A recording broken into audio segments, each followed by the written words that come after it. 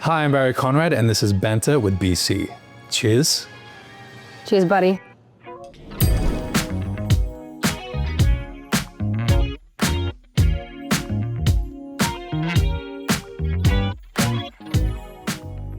It's pretty good. How's yours? It's really good. Yeah? It's really, really What's yours, lychee or I lychee? think mine's actually pineapple. It's pineapple, yeah. Why did you think it was lychee? I don't know, because I was thinking about the curry before. Yeah, South Africans say lychee, not lychee. Not lychee, so Australians have it wrong. Yeah. Lychee. If you've been watching the show for a while, you know that this looks a bit different because I'm here in Melbourne, special edition. And today I'm here with my guest, Kirsty Marillier. Kirsty, do you want to introduce yourself to the people? Hi, my name is Kirsty Marillier, and I'm an actor and a playwright.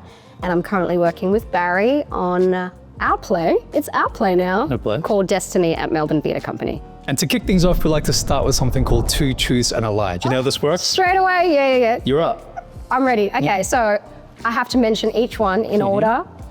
Two truths and a lie. Try to fool me. Yeah, I'll try to fool you. Okay, so number one. I once did a flying trapeze class for an audition and learned how to do a circus catch. Okay. Two, I once ate an entire jar of honey after a big night out Okay. in one sitting. That's a very funny visual. Yeah, that's a very funny visual. I think you'll like that one. Yeah. And number three, I have met the late Kobe Bryant. This is really Truths and a lie. This is tough. Yeah. You want to tell them still Okay, alive? no. It's okay. You did meet Kobe Bryant. You think that's the truth? That's truth? Yep. Yep. You did do the trapeze situation, and the lie is the honey. Am I right or not? Yes. One for me, zero for you. Okay, so I'll tell you the story about the honey. Okay, tell me. So the honey situation, I have a friend, she'll know who she is. She thinks that I did this. Okay. I think that this is a lie because I couldn't possibly fathom having an entire jar of honey in one sitting like Winnie the Pooh, but she is adamant that I did it. So in my books, it's a lie. It's a lie. But maybe in hers it's actually, that was three truths. So, well, I'm so glad that I got that right. Yeah. You ready for mine? To make spare pocket money, when I was a kid, I used to help my aunt make Gatsby's at the Saturday morning markets in Cape Town. Yes, okay. Number Very two- specific. Yeah. Number two is I've never been to Norway. So random. Yeah. And number three, my final meal, like, you know how they say, what would your final meal be? Your death row meal. Yep. Yeah. American soul food. Which one is the lie? Come on. I think you've never been to Norway. No, you have been to Norway. I think your last final meal on this earth would be soul food. I think you did do the Gatsby's Cape Townian thing. I think that's true. Okay. And I think you have been to Norway. So it's a lie. You're incorrect. What? Yeah. Yes. What do you mean you haven't been to Norway? I've never been to Norway. Yeah. So that was the lie. So what's the I mean, sorry. I haven't been to Norway. That's the truth. You're getting it wrong. Okay. So I think you are lying about having never been to Norway. You're incorrect. You're incorrect. So what is the lie? The lie is that you thought I was lying about that. You said you'd never been to Norway. Yeah, but you thought it wasn't true. Bruh. Get it? This is confusing It's for not. me. So I'm right 2-0. Okay, is that- 2-0. I think I want to start eating because I'm quite upset. Only a South African would have a story like that. And you know, Of course, he's mentioning his auntie. I was going to say Auntie Kathy as well. Yeah, Auntie Kathy. Yeah. Do you have an Auntie Kathy? I actually do, my mom's sister. I have an Auntie Kathy too. Really? Yeah, my uncle's wife. She lives in South Africa still. Do you want Shout out to Auntie Kathy. Shout out Auntie Kathy too. Do you want to tell the viewers and the listeners what a Gatsby is? I think you should. So Gatsby's, it's like a massive roll. Think of like a massive piece of bread. Because that's also, I think, more of a Cape Townian thing. I'm not from Cape Town. With like bologna, steak, chips, slap chips, whatever. It's really good. It's really good. Most South African food is really, really good. I'm still really excited that I got yours wrong. Right. I don't know how you didn't. Why didn't you think I'd eaten a whole jar of honey? I just think the trapeze thing sounds far-fetched, but that's usually the true thing. And you know, I actually genuinely did learn a circus catch. And I was terrified of heights. And I have the footage if you want to slice it into the... Were you good? No, I was terrible, but I did it. So I managed to get my little legs over and hook up over the bar. And then I got to catch another man. But By the way? Yes, please. But you can see in the footage, you can see my little hand shaking. like as I'm about to go, I'm like, and I couldn't believe that I did it. Like I nearly cried afterwards because I was so scared of height. And that was why I did the flying trapeze class, was because I was auditioning for Harry Potter and the Cursed Child, and there was a flight test that we had to do. That's not a spoiler. Stunt loading. Stunt loading, yeah, because I so desperately wanted to get in the show, and I was like, I have to conquer my fear of heights to some extent before I get in front of a whole heap of people auditioning for them and trying to do this thing. And how was that? To be honest, I did the flying trapeze thing beforehand. It's really good. I'm gonna get into that in a second. We did the flying trapeze. I did it with my boyfriend at the time. And then a week later, I did the flight test. And the flight test was so chill comparatively. It was more about engaging your core, whereas the flying trapeze thing was about like genuinely like suspending and letting someone catch you, and like swinging through the air. Whereas the flight test, the HP, we had to go horizontal. Oh, wow. Engage our core and basically like pull this like Superman pose. I'd love to see a photo, like some footage of that. Of the Superman pose. No, I can send you some stuff. And I'm not really that fearful of heights anymore. I actually am. Are you? And like, I've gotten better, but I just find heights like, yeah, my legs go jelly. Yeah. Do you get like clammy hands? Yeah, the whole thing, Yeah. my stomach starts doing somersaults. It's like, it's bad. Flying as well. What, in an airplane? Yeah, like I have to like really calm myself down before flights. Like turbulence is not a thing. Not for me. I feel like you're traveling all the time. Yes, I am. And also it's not ideal sometimes. Wow. Yeah. What's one of the most spontaneous things you've ever done? I think potentially like starting to write plays. Is that a really boring answer? Go figure. No. Because it's like, there's so much risk involved. Yeah. Every time you start a new play, it could be absolutely awful. So I see it as quite spontaneous. When you're putting yourself out there just to get absolutely demolished by people's opinions, and you get a lot of feedback as well. Yeah, maybe that's the boring answer, but It's not boring. It's the flying trapeze course. That was really spontaneous for me. Seriously, little me, scared of heights, going to St. Peter's in Sydney to do a flying trapeze course. That was spontaneous. That's pretty spontaneous. I don't know. I feel like I'm a little bit risk adverse though, naturally as a person. Why do you think that? Why do you say that? My mother. Love you, Mum. I'm always thinking about consequence.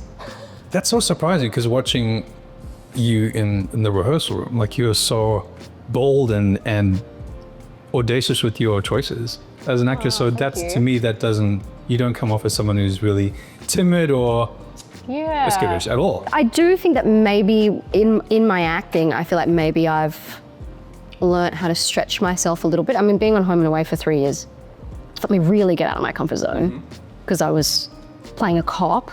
And I was always acting around, 6-foot men, and it was like men over 6 foot. And I was always in these kind of insane these insane scenarios where I was having to like be in a cop car or like arrest some bikie or put handcuffs on someone or wield a gun. And so I feel like it kind of that job maybe provoked me to just be a little bit fearless when it comes to my acting. And also, you're masked up, I mean, this play that we're doing is very exposing. It's very exposing. Because the South African thing. Yep. It's just a little... Auntie Kathy.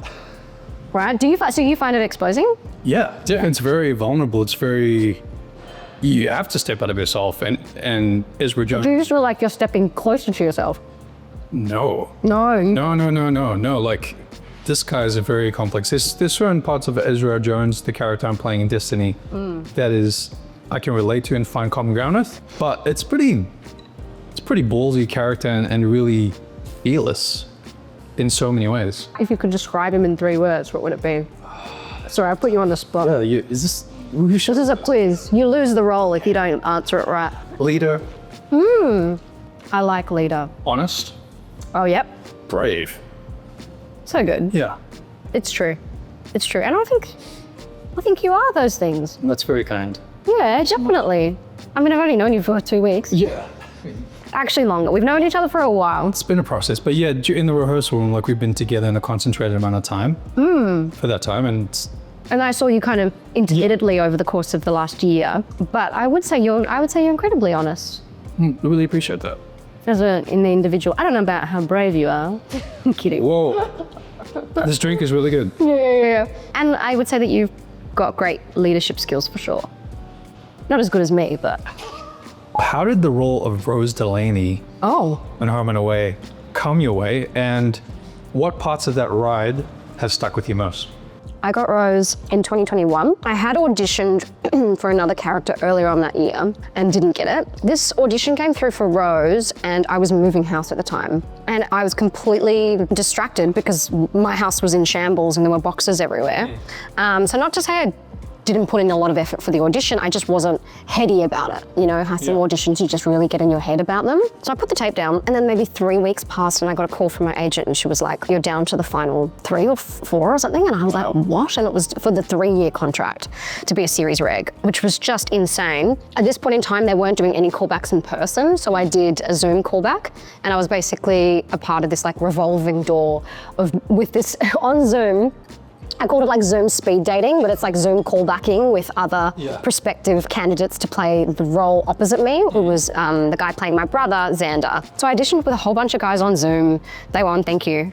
They were on for like however many minutes it took for us to get through the scene. And I did the scene just a couple of times. We were waiting on confirmation from Xander, who was played by a gorgeous young actor named Luke Van Os, who's also Chris Hemsworth's cousin. There you go. Yeah, name drop. So then once he was confirmed, I was confirmed, and then my whole life changed. That's great. Yeah, I think I started like 2 weeks later. So the whole process took about a month, and I remember just kind of sitting in it because I'd moved house, and I was like, what does this mean? What does this job entail? And Home and Away was the most amazing experience of my life to date, I would say. Like, so incredible as a job, like so relentless and full, and the most amazing people. It's such a family, and you just learn so much. It really is just a screen boot camp, day in, day out, being on set, learning how to hit your mark, learning like what coverage you're getting, learning how to like make sure that you're giving something, you're generating again and again and again, and trying not to phone it in and trying to find new things. We also had a terrific acting coach. And yeah, again, like playing a cop was really, really fun. I didn't think I could play a cop when I got the role. I was like, they've made a mistake. I was like, what am I, 5'2"? I was like, I'm 5'2". Yeah, I'm a bit of a pocket rocket, so I was like, maybe, a bit. I am one, so I just had to sort of harness that, but I was like, there is just no way I'm gonna be able to play a police lady. How's this gonna go down? And I think just over time, I eventually found Rose. She was very determined, very work-oriented, quite guarded. Yeah, there were lots of attributes that I have that I think that she has and had, and she'll kind of live on within me for the rest of my life, I think. It's so interesting you were saying about how she's guarded, which I feel your character Della Meth, she has a lot of that in her psyche, and on that, as in the character's quite guarded. Yeah. Where did the spark to write Destiny come from? Oh, such a good question. After I wrote my first play, Orange Thrower, there was this character in that play named Stecky. Sticky? Yes, her name was Stecky, S-T-E-K-K-I-E, and she was a South African woman from Joburg who was a bit of a party girl, and she was the older cousin of the protagonist, and she was so fun to write. Like, it was just, I loved writing something in the South African dialect and the rhythm of a South African character, so I just was like, oh, I have to just write more South African characters. Like, I need to have the dialect in one of my plays. And then I always knew I wanted to write something that was a period piece. So I wanted to write something that was in a different era. And then I spoke to my dad, and we started talking about particular times in South African history that I could place the play and place the world of the play, and we landed on 1976. That play is actually named after a sort of fibro shack kind of house hut thing that my auntie had, which had a title on top that said Destiny. So the house was called Destiny. Oh, wow. And then I decided to name this play that. It's amazing. And there's a myriad of thematic reasons for why it's called Destiny, but the original spark for the title was because of her house. Thanks so much for sharing that. You're welcome. Do I have a choice? I have to answer the questions, don't I? It's like, no comment. Thank you, Father. What if I didn't answer, Barry? I don't want to talk about that. Yeah. You move on. Move on. Kirsty, what cheers you up on a bad day? Oh, that's such a cute question. Barry asked a lot of questions in the rehearsal room. Hey, don't blow up my spot like that. Come on. Yeah, so it's funny that he's got like a talk show. Do we call this a talk show? Yeah, yes. Yeah. was going to talk show where you ask people questions. What brightens my day? So what cheers you up on a bad day? You could be having like a really Oh, you know crappy what? day. A good cup of coffee in the morning. Really? Yeah, because I'm not a morning person. I'm really moody in the morning. You should see her coming into the rehearsal room. It's bad. No, 10 o'clock's fine. But like when I was doing Home and Away and some of those starts, I'd roll it in my puffer and I just was like, Lord help me. Yeah. How do I get through this? But yeah, so like a really good latte. It's really good. It's really good. Yum. Latte. Okay. Yeah, a good oat latte. That would be enough to cheer me up. Like sometimes I'm also like, it's double shot today. Interesting. I've never ever seen you drink a latte at rehearsals though. It's usually like a tea. Well, actually no, because I've been trying to spend less money. So, and we've got a coffee machine at home. We've got a really good one. So I'll have a latte at home and then I'll have a long black when I get to work. So a good cup of coffee, that's enough to cheer me up. Okay. I sometimes struggle to sleep. I get the violin out. Yeah. I'm an insomniac at times, and I find that the best thing, I have this, a way of coping with it, is fresh air, H2O, and a bit of movement, and you'll be fine. Bit of trapezing. Bit of trapezing, yeah, bit of flying. You're never gonna forget that. I am gonna have to show you the footage now. I think the world needs to see the footage. Yeah, a bit of flying trapeze work and you'll be right. But also like there's been so many days where I've just not slept. I've had not a single, Even during rehearsals and stuff as well. Actually, it's been really good since we've done this play. But I've had periods, like it's been like that for years. Yeah, right. So I've had a bad night and I haven't slept and I'll wake up and it's like, I feel like death. And then a couple hours goes by as long as I've had enough water, enough fresh air, and I've gone for a big walk or I go to the gym or I run or I do Pilates and I feel fine. I feel absolutely fine. Like I might then kind of wane at the end of the day, but a bit of H2O, fresh air. It's good to know. Yeah, you know. One thing you need to all know about Kirsty is she What likes are you about to say? she likes to say things she likes because she likes gifts. So it's like Don't use that I feel against like me. Tilly over there, you can't see Tilly, but she's like, yeah. Oh, she's like nodding. Like she likes to receive gifts. So like now I know you like lattes. So I guess the pressure's on. Oh, this is good. And also, as of today, I'm pivoting to cow's milk lattes. Why that? I was on oat milk lattes for years. I just feel like there's like, we're pivoting back to good old cow's milk. Also like, oat milk has like canola and vegetable oil in it. And I'm like, do I need more oil in it? What do we need? What do we need? No, true, exactly. What do we need? I don't know, I'm just like, maybe cow's milk wasn't so bad to begin with. Why did I change? I don't think I actually had an intolerance.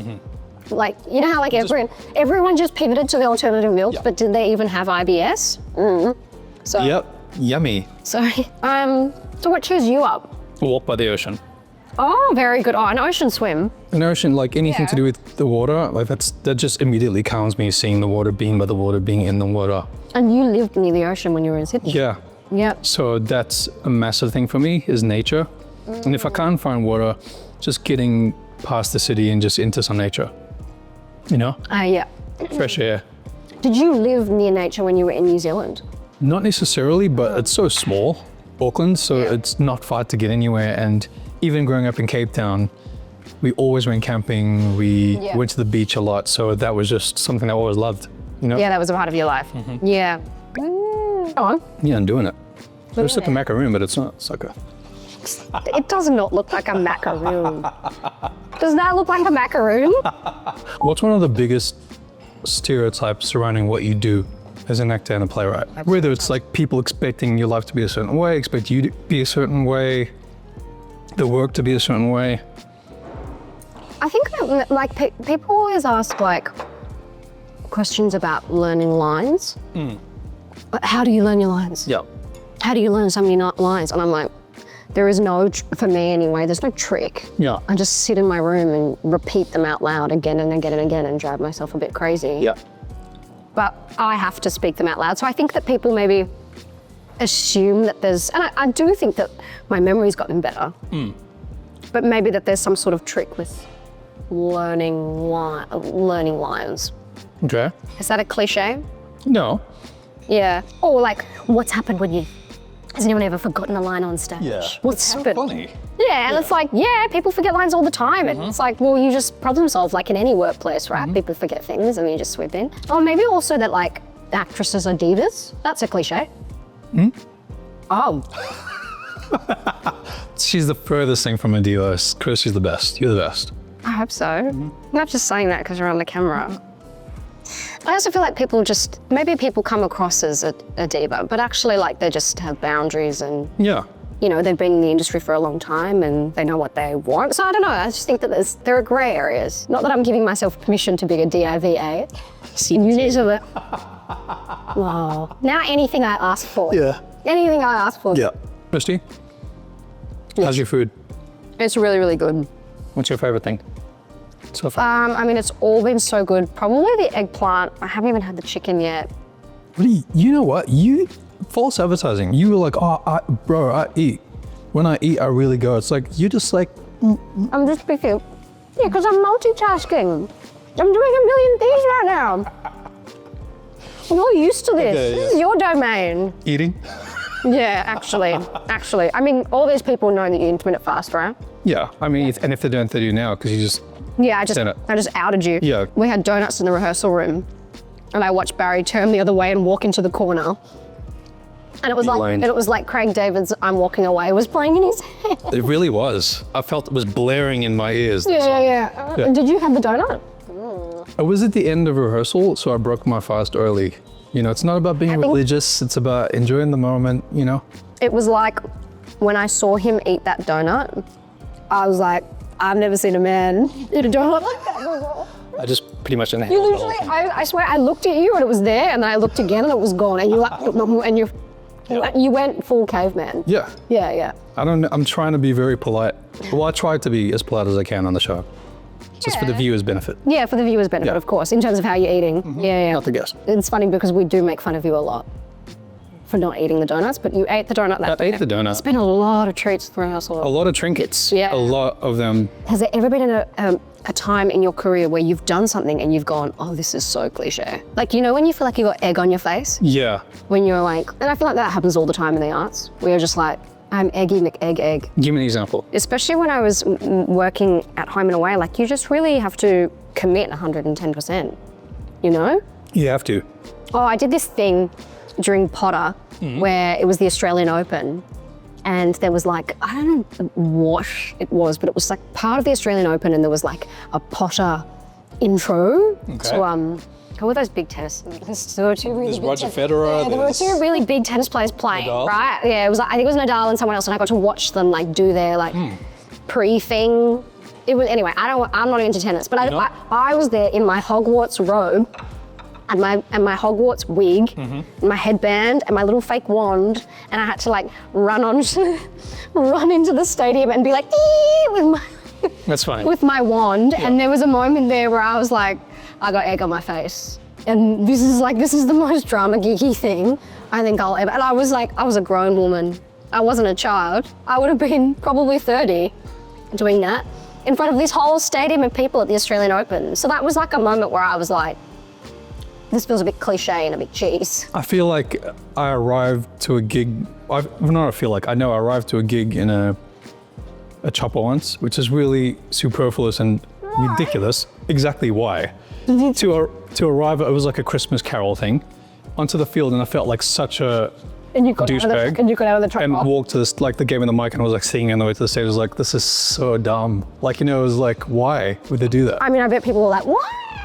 Yeah, but my mates were like, bro, they never let me live that down. Yeah, You know what I that's mean? the thing when your friends see that stuff and they're like, Well, I think red carpet, I mean, I love going to things, and do also you like red carpet? That is a question you've asked me before.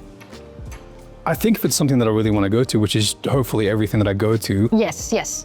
I enjoy it, but just for the sake of going to things, no, there's no point. You know what I mean? Like, what's the point of that? You know, if it's a great film, like absolutely I want to go. I went to the Mission Impossible premiere and we sang Happy Birthday to Tom Cruise. Did you go to that one? Is that the one in Sydney? The No, red? it was in Sydney, yeah. It I was there. huge, yeah. Ethan was there as well. Yeah, Ethan was cool. there. I think you guys were late, Shout by out. the way. Were we late? Yeah, I think we Yeah. were late. I think I saw you on the red carpet and I didn't know who you were. That's so funny. Like, I just didn't know that you were going to then be in my play. How funny is that? You were actually ahead of us in the red carpet. That's so funny. But I did recognize you from Home and Away because you'd done some time on the show when I was there. The funny thing is, for viewers and listeners, is I met you briefly in the green room at Home and Away. Home and Away, And I yes. didn't know You didn't know me from a bar of soap. And we would have just been like, we would just say, hey. Nothing else. That's it. Yeah. Nothing else. I was talking to Ethan and I think Jackie, I think. Were you part of the gambling storyline? Yes. Yeah. It's when the Summer Bay bar turned into a casino. Funny. So good. And you're playing blackjack or something. So good. So yeah, I had this, when I saw you on the red carpet, I was like, oh yeah, I met him in the green room. But then it was just like, Life is funny. Look, now we're funny. eating pork buns and now we're here. sashimi and we're about raising to do a civilization. trapeze class together. Yeah, can't wait. After this, actually. Yeah, you're gonna confront your fear of heights. Oh, by the way, that's what you have to do in the play. Did you not know? You have to go up in a harness and come swooping down. That's not part of what I was told. And then a chopper's gonna get you. And How do you wrap your head and heart around preparing for a character that lived in such a seismic slice of South African history? oh, deep. Well, I'm in it right now. Like I'm really in it. So I guess like I don't know the full answer until I've had some reflection time. Yeah. But I think the thing that I've noticed, especially this week, our amazing director, Zinzio Kenyo, gave us the note, make every moment count, was what she said. And I just thought that was a brilliant note because there's something about the play, it's heightened naturalism, which means that it also sits naturally outside of our kind of natural rhythms. Firstly because of the dialect, but also because of the period that it's set and also because of the historical context of what's happening in the play. And therefore, we can't play anything casual. We can't throw away moments. We have to really harness the stakes in the scenes. Yep. We have to be incredibly present and reactive. And we have to be brave because these characters were incredibly brave and brash with their opinions. So in terms of I think that South Africans are quite brash. Yeah. Brash. Brash, and you. Yes, brash. So I think just trying to really harness that within the character, that's probably going to be one of the biggest journeys, I think, for me is, and also like just showing yourself. Yeah. Because it's I find the play quite exposing, strangely, yeah. even though it feels so far away from my experience living in Melbourne. Yep. It feels very exposing. I think because you also there's such great heights that all of these characters get to. Trying to reflect South Africa, or a tiny portion of South Africa, is a big thing. So that will be its own journey. Yeah, listeners and viewers, we're both South African. So this play... Were we both born there? Yeah. Yeah, we were. So this play is even more meaningful. On that, you were talking about preparing. How do you switch gears between theatre and screen as an actor, and is your process different? Yes. And how?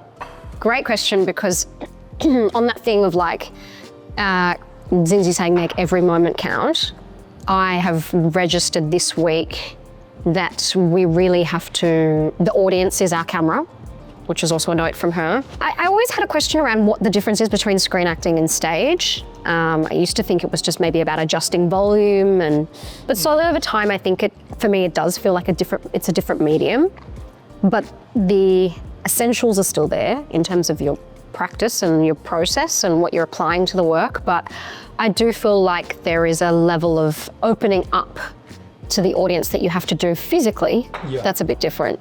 So I feel like I've had to adjust. There was actually this thing that would happen to me on Home and Away quite a lot, where I would often open up to the camera. Really? Yeah, and just naturally I'd just like kind of open up. Yeah. And that got rammed out of me, which is because it needed to. Yeah. And they were like, you don't have to, let the camera come to you. Yeah. But also it's about your eyes. Yes. Not about what you're, changing the direction of your shoulders. So I feel like now I'm kind of I need to do the opposite and actually go, okay, how does this impulse feed through my whole body and then come out? I think they're wildly different, but they're also wildly the same. And maybe it's like a full circle thing that you like start in the same place and you end up at the same place, but it's at the end of the day, you're just trying to find truth or something. Speaking of acting, which actor would play you in a movie about your life? Oh, which actor would play me? Yeah. Zendaya? Zendaya, good choice. No, Yeah. She's younger than me. She's Zendaya. Tell your age. How famous can she be? There's this actress from Game of Thrones called Natalie Emmanuel. She's in season 1. Okay. I used to have a very similar haircut to her when my hair was shorter. What do you and look like? everyone, Look. My hair was much shorter. My hair was Yeah. much shorter. And her and I had the same haircut. And I would hear from people all the time, and they were like, "You've got a doppelganger. You've got a doppelganger of Game of Thrones." Because I never watched Game of Thrones. I was like, well, I guess I'll only start watching it for her. Yeah. Do you watch Game of Thrones? You know what? To be honest, I didn't know. I watched like the first couple episodes, but I kind of fell behind. Well, you fell off. Well, okay, let me rephrase No one ever that. said. No one ever fell said, behind, not no one- fell off. No one ever says that about God. I mean, I haven't really watched it, so I mean, You're a stan. Yeah. You're not a stan. You didn't watch it. no, I didn't. No, I didn't even get to it. There's a lot of shows like that though in this lifetime. Yeah. Everyone's like, you got to do it. You got to do it. before-" Succession. Have you done Succession yet? Ever watched it? Yep. Yeah, I'm on season 3 at the moment. It's the best. Oh, Yeah, we're gonna put a poll away here. Has anyone seen Succession, and what do you rate it from like 1 till 5? 5 being like GOAT, 1 being meh. another one is The Sopranos. Yeah. Did you watch that? Yeah, I love Yeah. Yeah. Season 1 was so good. I remember I was at university years ago, and there was this lecturer, and she was like, "It's the best show that's ever been made." And I just remember being like 18 and being like, "Yeah, wow, Sopranos, I should watch that." And I didn't. It took me over 10 years to get to it. Do you watch anything? I feel like you don't really talk about shows and stuff at work. Like what I'm watching at home, what I'm streaming. Yeah, I mean, I watch stuff, but I've been too busy writing a play. It's, yeah. Fair enough. Don't you find it overwhelming? It's all so overwhelming. I was actually saying to a friend of mine the other day, like after rehearsal, you actually can't consume any acting. Like I just like have to like have reality TV or just like the news or something. Yeah. Any scene, there's too much after that. You feel like you just need a bit of trash. Yeah, exactly. Yeah. Does that make yeah. sense? After Home and Away, I would try and watch, when I wanted to watch my episodes that were on air, I'd try and watch them in the morning when I was feeling a bit fresh, because it would be hard to come, you know, a full day on set and then coming home and watching it at 7 p.m. Yeah. But you know, great TV inspires you. Yeah. Great TV does inspire you. It's just, yeah, it's like, it's work. A lot of it, it's hard for me not to be analytical and to watch something with a critical eye unless I'm really in it. It was funny, like I watched The Substance. I didn't watch it at the cinema. What did you think? I loved it. Same. I loved it. I thought it was insane. Yeah. But I watched it at home, but because I'd heard so much about it, I kind of couldn't turn I couldn't just watch it without a critical eye on it. Yeah. Yeah. So I feel like maybe if I'd seen it in the cinema earlier on in its run. Then maybe you Yeah. were able to switch off. What challenges are there in bringing Destiny to life? I think it's just like, it's the first time that I've ever acted in something that I've written, so that is its own challenge. Yeah. Like I'm feeling like that's kind of the mountain, because you have such a clear idea of something that's in your head, but the beauty of what we do is that it's never gonna stay the same. Right. That's why you have so many amazing creatives come forward and put their heads and hearts into it. There was this saying that a friend said to me years ago about making his feature film, which is hold tightly, release lightly. I love that. That's awesome. Yeah, and I think I applied that to my first play at Orange Thrower, and I think I'm applying that to Destiny now. Of just letting go and giving into the spontaneity of all of it. Yes. Letting things happen and not feeling like and this is why I'm like, this is why you have a director. This is why we have Zinzi, is so she can kind of crack it open in a way that I could never. I'm also not a director. So yeah, I just think having a director come in and kind of put their stamp and their take on it is like the best thing for the creative process. Yeah. But you just have to you have to just lean in and give in to Yeah. all of your fears and worries that people are going to be disappointed or, Yep. you know, are going to have high expectations that are then going to be shot when they see it. You know, you just have all of the thoughts in your head, and you just have to like take them here and put them in the bin. This is so close to your heart. I mean, this is your baby. Yeah, it is. Well, it's one of my babies. There'll be more babies. There'll be more babies. There'll be more babies. What you remember is like the people that you work with. I know it sounds like kind of cheesy, but it is true. Regardless of if the show is good or not, you always just remember the people that you're on set with or on stage with, or those like funny moments.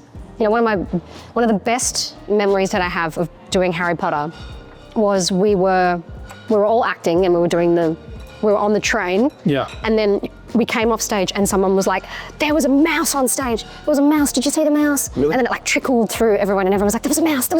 Look for the mouse. So then we go back on stage and we're like doing like some trickery thing, and we did this sequence and like we're looking for the mouse. And then someone else came off stage and he was like, this actor was like, I've lost my beard.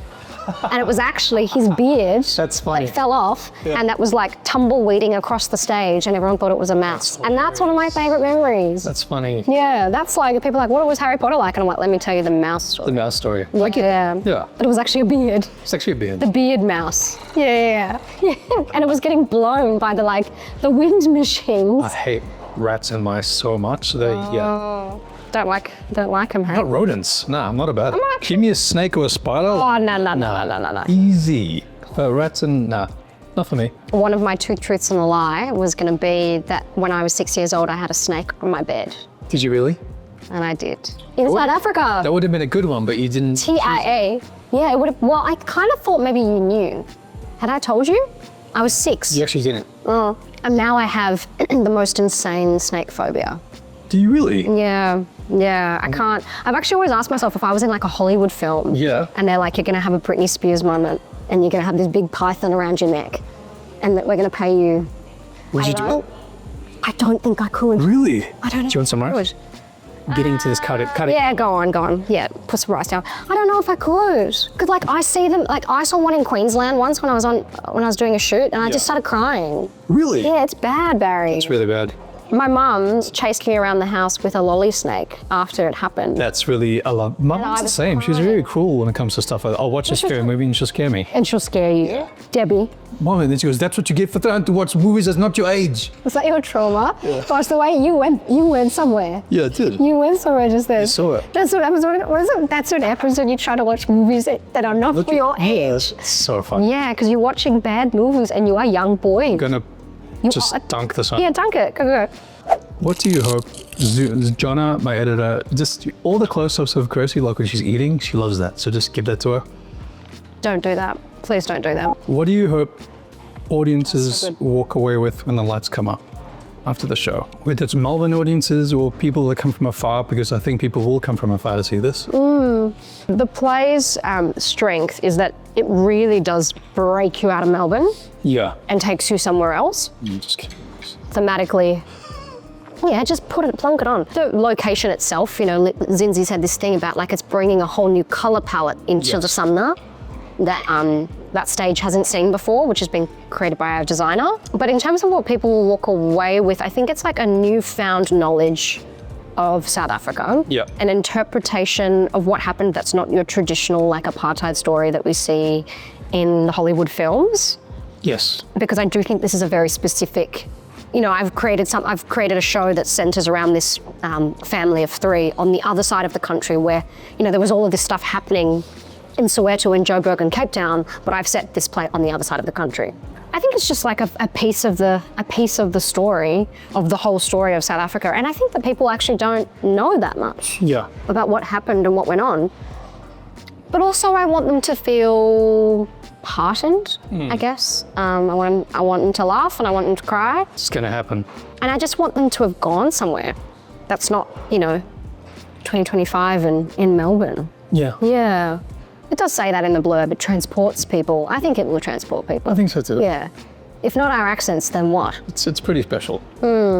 Barry's accent's really good. You'll have to come to the plate to find out. You have to find him. Yeah. Go. No. Kirsty, final question. What life challenge are you most proud of conquering? Have I conquered any of them? What is conquering? What is conquering something when it doesn't control you? I think just staying in the arts. Yeah. Staying in the arts when it's, I've been doing it for a while now and I sound like an old goose, but like you do have moments where it's so hard. Like especially during COVID, it was like, what is this nebulous of like uncertainty? I also have moved away from, you would know this, but I moved away from my family. They all live in Perth. So I felt very disconnected from my family. Yes. I left all of my friends in WA. And I just like kind of went to the other side of the country to pursue this insane, crazy dream. Yeah. So, I think it'll be the thing that I'll continue to try and master is like how you stay in the arts. Yeah. And to finish things off, we'd like to hit you with some fast trivia. You ready for this? No, I'm bad at trivia. You gotta be ready. You'll be fine. Okay, question number 1. Okay, go. What year was the first Pulitzer Prize for Drama awarded out of these 3? 1918, 1923, or 1930? Oh my my gosh, how would I know this? Take a stab. The first one. 1918, correct. Oh, good. Nice. Which treat, literally meaning fat cakes in Afrikaans, do South Africans often split and fill with bologna, achar, or jam? Fat cook. Magwinhas. No, which is fat cook. You got it. Exactly. Which is, Magwinhas. You Yeah. Correct. Magwinhas, okay. Which South African film won the Academy Award for Best Foreign Language Film in 2006? I think I saw this, but I don't remember the name. Tsotsi. Tsotsi, yes. Yeah. Yes. Which Australian capital city averages over 3,200 hours of sunshine per year, making it the sunniest capital in the country? Perth? Yes, correct. Oh. Which playwright's debut play won the American Playwriting Foundation's Relentless Award in 2016 and whose work blends Greek tragedy, spaghetti western, and Afropunk? Alicia Harris. Correct. Wow, that's good. Kirsty, thank you so much for coming on the show. Love ya. Love you too. Thank you. So fun. If you love this episode of Banter with BC, don't forget to like, comment, share, and subscribe. Thanks for watching, and we'll catch you next time.